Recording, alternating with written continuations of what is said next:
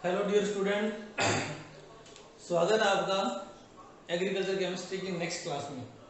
देखिए, हमने एक चैप्टर कंप्लीट कर लिया है और वो जो चैप्टर था वो था बायोकेमिस्ट्री या जैव रसायन। अभी जो चैप्टर अपन कंप्लीट कर चुके हैं वो वाला चैप्टर है जैव रसायन। बता देता हूँ, जो जैव रसायन चैप्टर अपन ने पूरा किया है वो 8 नंबर का था।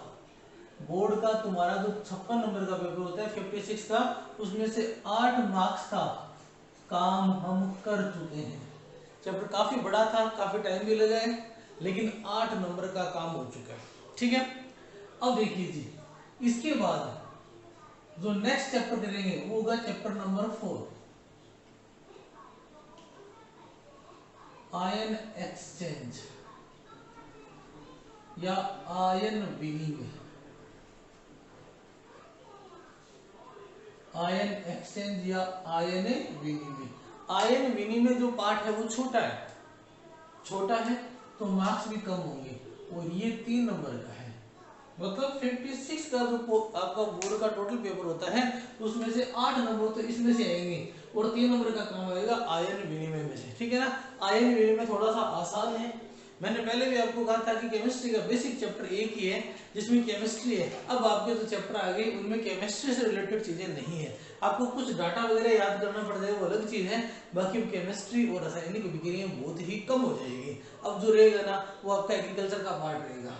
तो आज की क्लास में जो टॉपिक स्टार्ट कर रहे हैं वो है आपका नेक्स्ट चैप्टर, और चैप्टर का नाम है आयन विनिमय। मैं बता देता हूं, ये है lesson number 4। Lesson number 4 part का नाम है आयन विनिमय।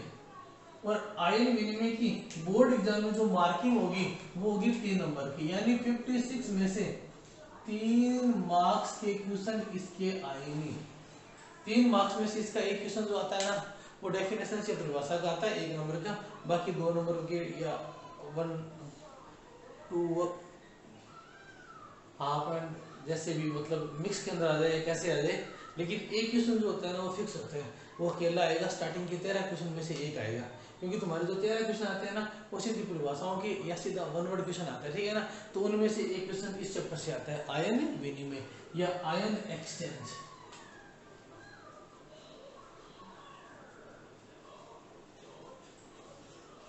Ion exchange. अब अपने को आयन विनिमय या आयन एक्सचेंज समझना है तो पहले थोड़ा सा बता देता हूं कि होता क्या है। ठीक है ना, देखो क्या होता है। ये कोई आयन है, धन आयन, ये कोई पदार्थ की एक अवस्था है, और दूसरा पदार्थ ये है, यह धन आयन है। यहाँ ऋणायन होगा, धनायन के साथ हमेशा ऋणायन भी होता है, तो धनायन के साथ यहाँ भी ऋणायन और यहाँ भी क्या होगा, ऋणायन होगा। अब कई बार क्या होता है, जब ये दोनों पदार्थ एक दूसरे के संपर्क में आए तो संपर्क में ये जो पृष्ठ है ना, इस पृष्ठ में ध्यान रखना, आयन विनिमय की जो घटना है ना वो हमेशा पृष्ठीय घटना होती है। क्या होती है, पृष्ठीय। तो इस पृष्ठ में क्या होता है, इस पदार्थ का आयन यहाँ चला जाता है, जब ये आयन यहाँ गया तो यहाँ धनावेश बढ़ गया, यहाँ घट गया ना, तो ये वाला यहाँ आ जाएगा। यानी इसने अपने आयन का इधर अधिशोषण कर लिया और इस आयन का इधर के, या इस पदार्थ ने इस आयन को अपनी तरफ खींच लिया और इसने इसको अपनी तरफ खींच लिया। तो इस प्रकार से अधिशोषण द्वारा क्या हो गया, एक पदार्थ का आयन दूसरे में और दूसरे का क्या आ गया पहले में। इस प्रकार की जो प्रक्रिया है ना वो कहलाती है आयन विनिमय। या आयन विनिमय ऐसे भी हो सकता है, इसके पास ऋणायन था, इसके पास में क्या था, ऋणायन था, हो सकता है ये ऋणायन यहाँ चला जाए या यहाँ। तो क्या होता है, जब दो पृष्ठ या प्रावस्थाएं एक दूसरे के संपर्क में आती हैं तो उनमें अधिशोषण द्वारा यदि समान प्रकृति के, ऐसा कभी नहीं होगा कि प्लस इधर जाएगा तो इधर से माइनस आ जाएगा, प्लस जाएगा तो बैलेंस करने के लिए प्लस ही आएगा। तो समान प्रकृति के आयनों के बीच में क्या हो जाए, स्थानांतरण हो जाए, एक आयन का दूसरे आयन के द्वारा स्थानांतरण हो जाए, वो चाहे प्लस का हो चाहे माइनस का हो। यही प्रक्रिया क्या कहलाती है, आयन विनिमय या आयन एक्सचेंज। ठीक है, अब ये आयन एक्सचेंज जो है ना ये एग्रीकल्चर केमिस्ट्री में बहुत ज्यादा इंपॉर्टेंट हो जाती है, क्योंकि हमारे जितने भी पोषक तत्व है, हम पौधों को जितने भी पोषक तत्व उपलब्ध करवाते हैं, हम तो क्या करते हैं, पौधे के अंदर कोई इंजेक्शन तो लगाते नहीं, भी आपने कहा कि हमने सिंगल सुपर फॉस्फेट खाद डाली, अब सिंगल सुपर फॉस्फेट खाद से तुम्हारा जो भी पदार्थ है वो पौधे को मिल रहा है, तो ऐसा थोड़ी है कि वो मतलब जादू से अंदर चला जाएगा। वो क्या होगा, जहां आप डालोगे उससे मिट्टी में जाएगा, मिट्टी से मृदा विलीन में जाएगा, मृदा विलीन में जो भी पदार्थ है उससे ह्यूमस के कणों से होता हुआ फिर वो क्या जाएगा, तुम्हारा जो भी पौधा है उसकी जड़ों के पास पहुंचेगा और जड़ों में जाके फिर पौधे के अंदर जाएगा। तो ये जो प्रक्रिया है उसके जो गमन करने की प्रक्रिया, एक आयन का आगे से आगे चलते जाना, वो इस आयन विनिमय के द्वारा ही संभव होता है। क्योंकि जब मृदा कुछ आयन पौधे को देगी तो पौधा भी अपने अंदर से कुछ आयनों को मृदा को देगा, तो वहां आयन ग्रहण करने की प्रक्रिया संपन्न नहीं होती, वहां आयन विनिमय की प्रक्रिया संपन्न होती है। मृदा के द्वारा कुछ पोषक तत्व पौधे को दिए जाते हैं, तो पौधा कुछ अनावश्यक तत्वों को, उसी समान की प्रकृति वाले आयनों को वापस मृदा को भी देता है। तो जितने भी पोषक तत्वों की प्राप्यता है वो सब किसके द्वारा होती है, आयन विनिमय के द्वारा। अधिकांश पोषक तत्व जो है ना, उनका जो आयन विनिमय होता है वो ऊपर वाला होता है, इसे बोलते हैं धन आयन विनिमय, और कुछ ऋण आयन द्वारा। ध्यान रखना, ऋण आयन विनिमय बहुत ही कम मात्रा में और कम उपयोगी है, धन आयन विनिमय बहुत ही अधिक मात्रा में और बहुत ज्यादा क्या होता है, उपयोगी होता है। ये बात समझ में आएगी। तो हो क्या रहा है, जब पृष्ठ एक दूसरे के संपर्क में हो और अधिशोषण से समान प्रकार के आयनों का क्या हो रहा हो, विनिमय हो रहा हो, तो इसे अपन क्या बोलते हैं, आयन विनिमय। ठीक है ना। तो इस चीज को मैं परिभाषा के रूप में दिखा देता हूँ। आप हेडिंग डाल दो, चैप्टर का नाम आयन विनिमय। सबसे पहले चैप्टर का नाम क्या लिखोगे, आयन विनिमय, और आयन विनिमय की लिखो परिभाषा। समझा तो मैंने दिया, तो इसको परिभाषा में लिख देते हैं, परिभाषा। परिभाषा आपने चैप्टर का नाम डाला है, हेडिंग आयन विनिमय, और आयन विनिमय में सबसे पहले आयन विनिमय की परिभाषा डाल रहे हैं। इसके साथ ये लेसन नंबर 4 है और 3 नंबर का ये लिख लेना ताकि आपको पता चले कि कौन सा चैप्टर की औकात क्या है। ठीक है ना, उस हिसाब से उनको पढ़ो। तो लिखिए परिभाषा, लिखिए विनिमयशील प्रावस्थाओं, ये विनिमयशील जो आयनों का विनिमय कर सकते हैं उन्हें बोलते हैं। ठीक है ना, तो इन्वर्टेड कोमा लगा के शुरू करना है।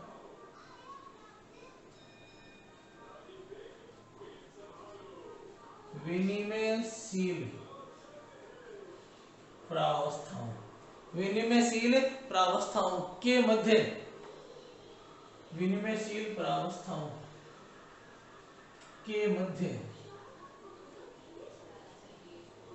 सजातीय आवेश वाले आयनों, देखो एक प्रावस्था हमने इधर ली थी और एक प्रावस्था इधर ली थी, ये दोनों जो प्रावस्थाएं हैं ये कौन सी है, विनिमयशील प्रावस्था है, और उनके मध्य सजातीय आवेश, यानी प्लस और प्लस सजातीय आवेश है और माइनस क्या है, सजातीय आवेश है। तो सजातीय आवेश वाले आयनों, सजातीय आवेश वाले आयनों का पारस्परिक अधिशोषण, आयनों का पारस्परिक अधिशोषण आयन विनिमय कहलाता है। अब ये बात इधर समझ लो, यही तो कहा है अपन ने कि एक प्रावस्था ये थी, विनिमयशील प्रावस्था थी, और दूसरी विनिमयशील प्रावस्था थी ये वाली, और इनके पृष्ठ पर ये जो बीच का एरिया ना, जो अपन ने ब्लू लाइन से शो कर रखा है, ये बीच वाला एरिया, ये क्या है, इनका पृष्ठ है जो एक दूसरे के क्या है, संपर्क में है। तो विनिमयशील प्रावस्थाओं के मध्य सजातीय आवेश का पारस्परिक अधिशोषण, यानी ये तो इसके आयन को खींच रहे हैं तो ये इसके आयन को खींच रहे हैं, ये पारस्परिक क्या हो गया, अधिशोषण। यही क्या कहलाता है, आयन विनिमय कहलाता है। तो सबसे पहले चैप्टर को स्टार्ट करके ये परिभाषा लिख लो बेटा, परिभाषा बोर्ड पे लिखी हुई है, बोल देता हूं। विनिमयशील प्रावस्थाओं के मध्य सजातीय आवेश वाले आयनों का पारस्परिक अधिशोषण आयन विनिमय कहलाता है, आयन विनिमय कहलाता है, आयन विनिमय कहलाता है। ठीक है, अब हमें पता है कि सजातीय आयन दो ही प्रकार के हो सकते हैं, या तो धनायन का सजातीय है या ऋणायन का सजातीय है। तो इस स्थिति में आयन विनिमय कितना प्रकार का होता है, दो प्रकार का। तो इस परिभाषा के बाद देखिए, यह दो प्रकार का होता है। यह दो प्रकार का होता है। नंबर एक,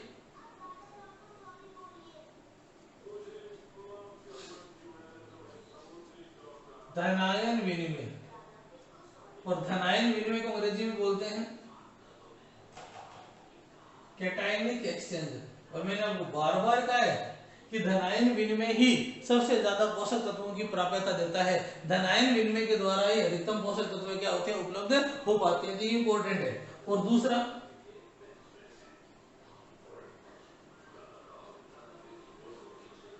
ऋणायन विनिमय,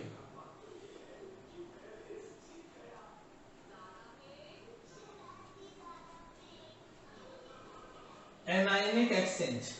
तो धनायन विनिमय और ऋणायन विनिमय, तो आपका जो आयन विनिमय है वो कितने प्रकार का हो गया, दो प्रकार का, धनायन विनिमय और ऋणायन विनिमय। क्लियर है? चलो अब थोड़ा सा आगे की प्रक्रिया समझाता हूं। यहां तक आपने लिख लिया, ये डायग्राम आपको नहीं पढ़ना है, अब आगे की प्रक्रिया समझेंगे। देखिए, ये जो विनिमय प्रक्रिया होती है, विनिमय प्रक्रिया होती है अधिशोषण के द्वारा। ये लाइन लिख लेना, ठीक है ना, लिख लेना। आयन विनिमय प्रक्रिया, आयन विनिमय प्रक्रिया अधिशोषण द्वारा संपन्न होती है। आयन विनिमय प्रक्रिया अधिशोषण द्वारा संपन्न होती है। यानी एक प्रावस्था दूसरी प्रावस्था के संपर्क में आएगी तो इनका आपस में क्या होगा, अधिशोषण। एक प्रावस्था दूसरे से आयन खींचेगी तो दूसरी प्रावस्था क्या होगी, पहले से। अब ये प्रावस्थाएं कौन सी हो सकती है वो देखो। ऐसा हो सकता है कि एक प्रावस्था द्रव हो और दूसरी प्रावस्था क्या हो, ठोस। या ऐसा हो सकता है कि दोनों ही प्रावस्था क्या हो, ठोस। ठीक है ना। तो देखो क्या हो सकता है, ये आयन विनिमय द्रव प्रावस्था और ठोस प्रावस्था के बीच में संपन्न हो सकता है। यानी द्रव प्रावस्था से ठोस में जाएगा तो ठोस से किस में आ जाएगा, द्रव में। और ये आयन विनिमय ठोस प्रावस्था से ठोस प्रावस्था के बीच में भी संपन्न हो सकता है। यानी एक ठोस कण किसी दूसरे ठोस कण के संपर्क में आएगा तो उनके बीच में आयनों का क्या हो सकता है, विस्थापन हो सकता है। एक ठोस कण द्रव के संपर्क में आएगा, उनके बीच में आयनों का विस्थापन हो सकता है। द्रव और द्रव के संपर्क में आने वाली स्थितियां यहाँ नहीं होती और गैस वाले पेपर नहीं पड़ते। ठीक है ना, क्योंकि हमें ये देखना है कि हमने कोई भी खाद है वो खेत में डाल दी, तो वो डाली हुई खाद जो है ना वो पौधे को जो मिलेगी उसके बीच में क्या होता है, तो उसके बीच में द्रव ठोस और ठोस यही आ सकते हैं। बीच में ना तो गैसीय अवस्था आती, क्योंकि हम वातावरण को पोषक तत्व नहीं देते, अपन मिट्टी में डालते हैं। ठीक है ना। और ना ही ऐसी प्रावस्था आती कि इधर से पानी आया उसमें पोषक तत्व थे, दूसरे पानी आया उन्होंने आपस में एक्सचेंज किया। क्योंकि द्रव पदार्थों को जब भी मिलाया जाता है वो एक दूसरे के साथ मिक्स हो जाते हैं, उन्हें आयनों के एक्सचेंज करने की आवश्यकता नहीं होती, तो आपस में मिक्स हो जाएंगे। तो ठोस और द्रव इनके बीच में आयनों का क्या हो सकता है, विनिमय। और ठोस इनके बीच में आयनों का क्या हो सकता है, विनिमय। अब इस चीज को ढंग से समझने के लिए डायग्राम बनाऊंगा, या पहले उतार दो इतना। आयन विनिमय प्रक्रिया अधिशोषण द्वारा संपन्न होती है। आयन विनिमय प्रक्रिया अधिशोषण द्वारा संपन्न होती है तथा यह ठोस प्रावस्था, द्रव प्रावस्था और ठोस प्रावस्था के बीच में हो सकता है, और ठोस प्रावस्था और ठोस प्रावस्था के बीच में, ये मैंने जो बीच में निशान लगाया है ना, इनका मतलब है आयन विनिमय। आयन विनिमय आप चित्र डायग्राम या तुम्हारा जो वित्तीय का निशान है उसमें लिख लेना, आयन विनिमय। यानी द्रव और ठोस के बीच में आयन विनिमय हो सकता है, ठोस और ठोस के बीच में आयन विनिमय हो सकता है। इतना उतार लो, फिर एक डायग्राम बनाएंगे जिससे सारा क्लियर हो जाएगा कि कहां से कैसे आयन जाते हैं और आगे कैसे स्थानांतरित होते हैं। हो गया। पहले अपन ने परिभाषा लिखी और फिर देखा कि धनायन विनिमय और ऋणायन विनिमय ये दो प्रकार का होता है, और फिर ये बताया कि जो विनिमय होता है ना ये अधिशोषण द्वारा संपन्न होता है। अधिशोषण को तो तुम अंडरलाइन करके लिख लेना। आयन विनिमय की प्रक्रिया किसके द्वारा संपन्न होती है, अधिशोषण द्वारा। और ये अधिशोषण की प्रक्रिया जो होती है ना, ये द्रव प्रावस्था और ठोस प्रावस्था के बीच में हो सकती है, और ठोस के बीच में भी हो सकती है। ठीक है ना। चलो ये उतार लिया। अब एक डायग्राम देखते हैं, वो डायग्राम सारा समझा देगा कि विनिमय हुआ कैसे है। किसका हो रहा है।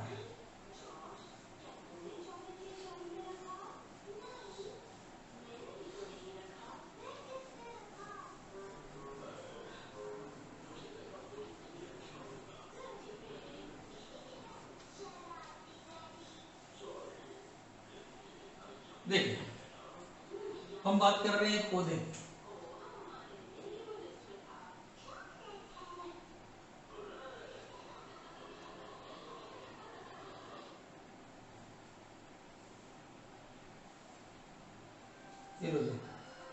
ये कोई पौधा है, आप एग्रीकल्चर के स्टूडेंट हो, मुझसे ज्यादा वीडियो बना सकते हो, ठीक है ना। तो पेड़ नहीं बनाते, पौधा बनाते, ठीक है ना।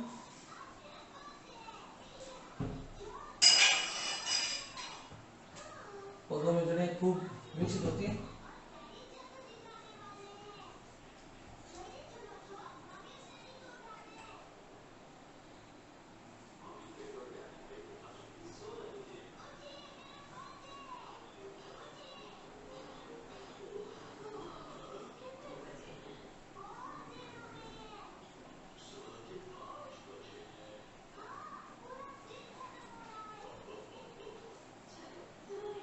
ये लो, ये कोई पौधा था, ठीक है ना।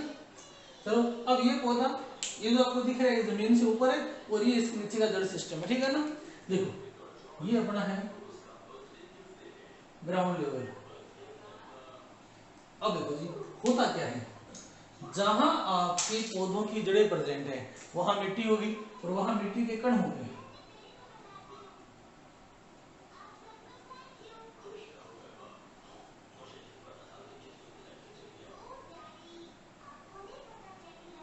इस चीज को ढंग से समझ लेना, ठीक है ना।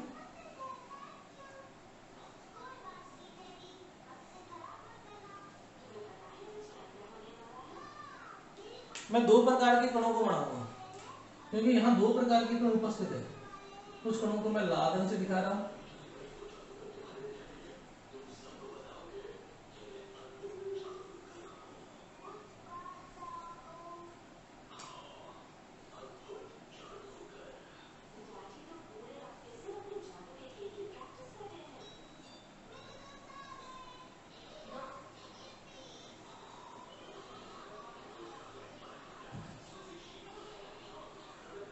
अब देखिए यहाँ जो कण बनाए हैं उन कणों में जिसको मैं कवर कर रहा हूं ब्लू लाइन से, कुछ तो इस प्रकार की क्रिस्टल है या मिट्टी के कण है।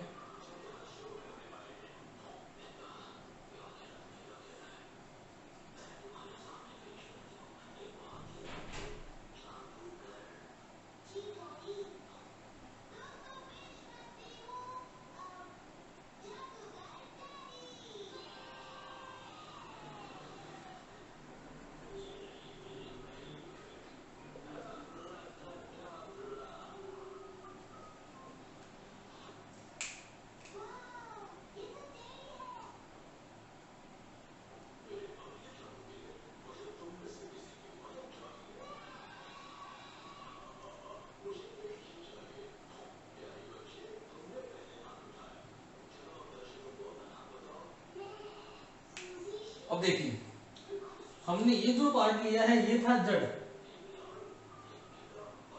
ये पौधे का जड़ का पार्ट है, और ये है मिट्टी के संपर्क में। और मिट्टी के मैंने हम दो प्रकार के दिखाए, आगे बताऊंगा कि ये कौन कौन से होते हैं। और इसके बाद मैंने यहाँ एक पार्ट और दिखाया है,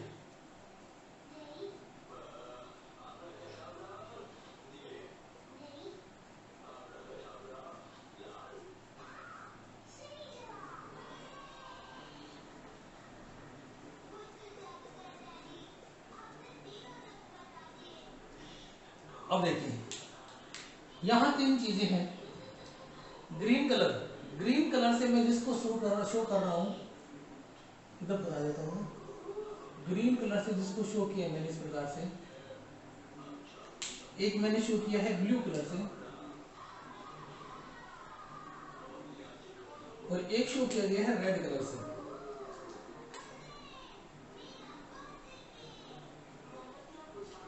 देखिए ग्रीन कलर जो है ना ये मृदा विलयन को बताता है। मृदा विलयन।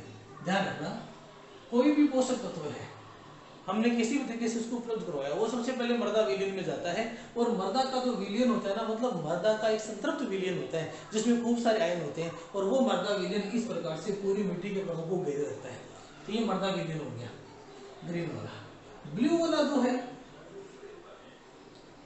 ये बता रहे हैं ह्यूमस के कणों को, ह्यूमस कण या ह्यूमस के क्रिस्टल को, ह्यूमस कण या ह्यूमस के क्रिस्टल को। और रेड वाला क्ले कण या क्रिस्टल को। और ये तीनों चीजें आपको पता है मिट्टी में उपस्थित है, ठीक है ना। अब देखो जी, मृदा विलयन ग्रीन कलर से शो कर दिया। ये मृदा विलयन जो है ना, ये इस प्रकार से बीच बीच में भरा रहता है, ऐसा नहीं कि ऊपर ही रहेगा, इनके बीच बीच में मृदा विलयन है।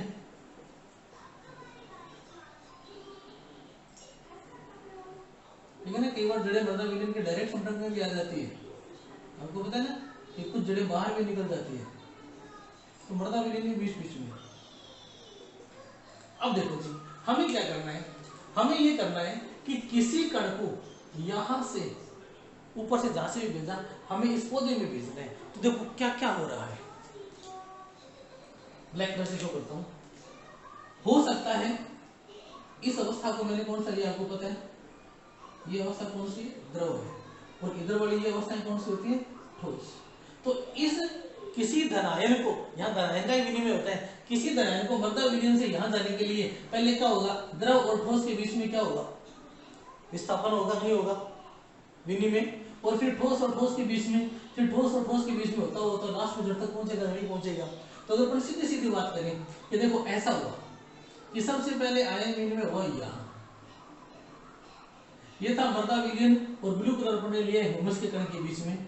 और फिर हुआ ह्यूमस के कण और क्ले के क्रिस्टल के बीच में। और उसके बाद हुआ क्ले के क्रिस्टल और पौधे की जड़ के बीच में। तो बताइए ये तीन पदों में पहुंच गया या नहीं पहुंच गया। यदि मैं इस डायग्राम को यहाँ तीन अलग अलग पद बताऊं कि पहला पद ये संपन्न हो रहा है, दूसरा पद ये संपन्न हो रहा है, और तीसरा पद यहाँ संपन्न हो रहा है, ये तीन 1 2 3 देखता हूँ, आपको कैमरे में दिखते नहीं दिखते, 1 2 3 नहीं दिख रहा। हम क्या करते हैं, इनको यहाँ लगा लेते हैं, ये यहाँ, ये पहली अवस्था है। और इसके बाद 2 नंबर का काम जो है ना वो यहाँ हो रहा है, और 3 नंबर का जो काम हो रहा है वो यहाँ हो रहा है। तो यहाँ द्रव से ठोस, और जड़ों को भी ठोस मानेंगे, तो यहाँ तक जो आपका अवयवी कण पहुंचा है वो कितनी अवस्थाओं को शामिल करता हुआ पहुंचा है, ठीक है ना। देखो पहले क्या हुआ, पहले क्या हुआ, नंबर 1, ये एक द्रव प्रावस्था, यानी मृदा विलयन से, द्रव प्रावस्था तो एक ही है मृदा विलयन, ठीक है ना। द्रव प्रावस्था से ठोस प्रावस्था। अब मैंने यहाँ दिखा दिया कि ये पहले किसके पास आया, ह्यूमस के पास, जरूरी थोड़ा था क्ले के पास भी आ सकता था ना। तो द्रव प्रावस्था यानी मृदा विलयन से ठोस प्रावस्था क्या होगा,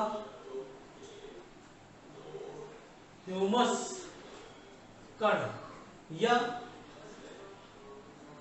क्ले क्रिस्टल के मध्य आयन विनिमय।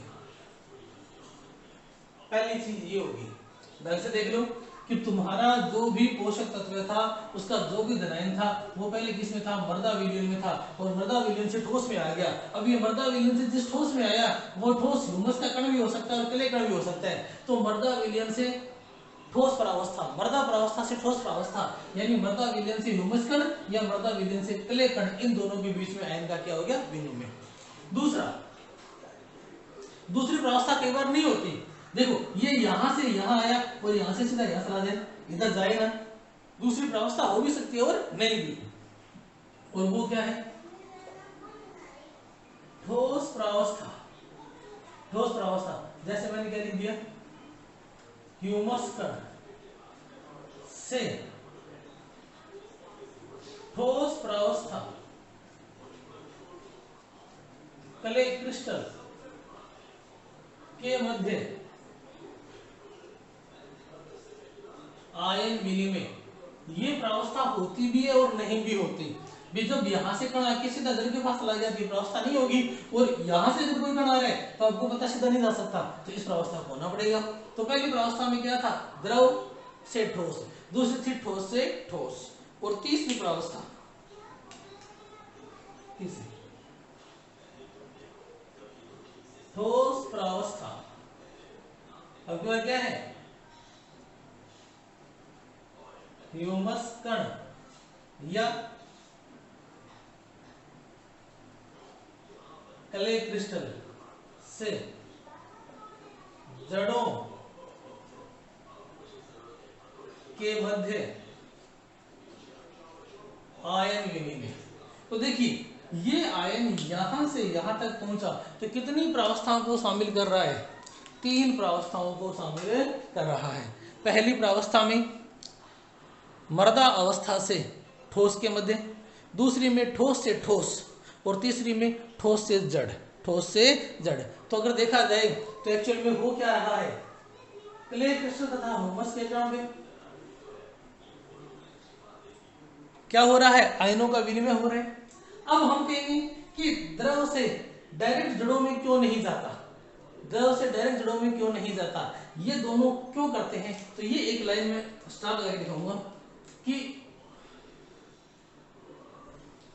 क्ले क्रिस्टल, एक तो क्ले क्रिस्टल और दूसरा ह्यूमस कण, ये दोनों ठोस है ना। तो क्ले क्रिस्टल व ह्यूमस कण पर ऋणावेशित, वेशित होने को सीधा ऋण आएंगे, ठीक है ना। क्ले क्रिस्टल व ह्यूमस कण के पृष्ठ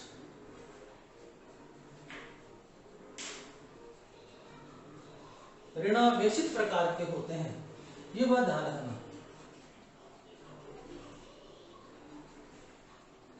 अतः ये आसानी से धनायनों का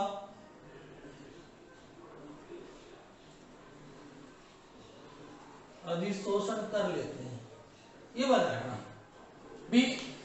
यहां पे धनायन था, ये सपोज करो ये धनायन था, और इस धनायन को मैंने यहां भेजना है, तो ये प्रक्रिया इनके द्वारा बड़ी आसानी से संपन्न करवाई जाती है। क्यों करवाई जाती है, क्योंकि इनके पृष्ठ पर ऋणावेश पाया जाता है, और ऋणावेश पाया जाता है इसलिए इस धनायन को जल्दी से लेते हैं। अब धनायन को लेंगे तो ये उदासीन हो जाएंगे, इसलिए एक धनायन लेने पे कुछ धनायन वापस जाने पड़ते हैं, लेकिन खींचेंगे आसानी से। तो इनकी ऋणावेशित प्रकृति होने के कारण ये धनायनों का क्या करते हैं, आसानी से अवशोषण, सॉरी अधिशोषण कर लेते हैं। और आपको पता है कि विनिमय प्रक्रिया किससे संपन्न हो रही है, अधिशोषण से, तो ये प्रक्रिया संपन्न हो जाती है। तो बताइए ये चीज समझ में आई क्या।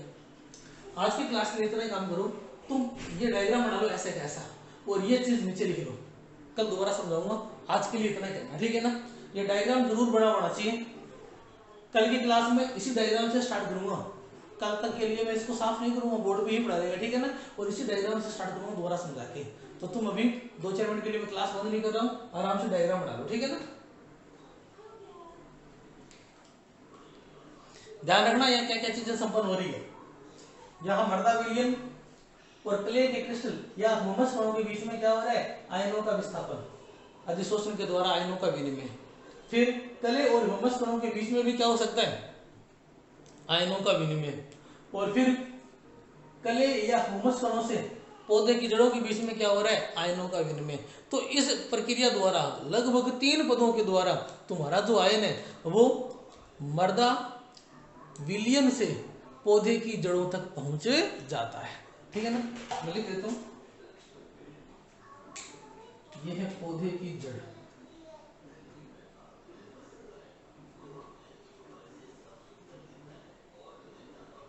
यह है मृदा विलयन,